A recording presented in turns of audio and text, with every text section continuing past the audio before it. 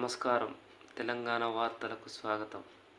శ్రీ తిరుమల తిరుపతి దేవస్థానంలో లడ్డూ ప్రసాదం అపవిత్రమైంది అనే సందర్భంగా అక్కడి యొక్క పూజారులు ఆ లడ్డూ ప్రసాదంతో పాటు తిరుమల తిరుపతి దేవస్థానాన్ని కూడా వేద మంత్రాలతో తోటి శాంతి పూజలు చేసి దాన్ని పవిత్రతను కాపాడాలని ప్రయత్నం చేయడం జరిగింది.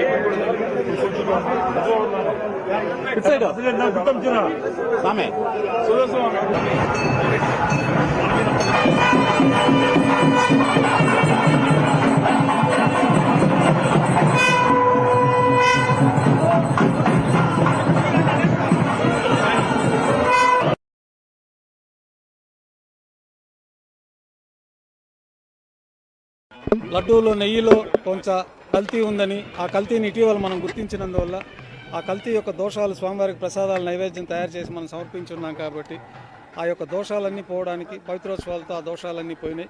అయినా ఇటీవల మనకు తెలిసింది కాబట్టి ఆ శ్రవణ దోషం పోవడానికి, ఊహాపోహలు ఏదైనా తెలిసి తెలియక ఇంకా ఏమన్నా జరిగి ఉంటుందేమో అన్న అనుమానాలు నివృత్తి కావడానికి మనం ఈరోజు శాంతి హోమాన్ని వైభవంగా నిర్వహించడం జరిగింది.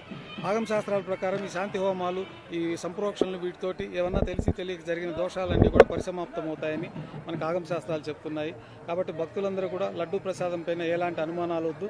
పవిత్రోత్సవం దగ్గర ముందు నుంచి మనకి మంచి నెయ్యితోటి లడ్డూలన్నీ కల్తీ లేకుండా తయారు చేస్తున్నట్టు మనకు తెలుస్తూ ఉన్నది. కాబట్టి భక్తులందరూ కూడా ఎలాంటి ఆందోళన చెందకుండా స్వామివారి దర్శనం చేసుకుని స్వామివారిని యథావిధిగా ప్రసాదం స్వీకరించి వారి యొక్క పరిపూర్ణ అనుగ్రహాన్ని పొందగోరుతారని కోరుకుంటూ ఈరోజు ఈ కార్యక్రమం ఈ కుంభజల సంప్రోక్షణతో పూర్తి అవుతుంది.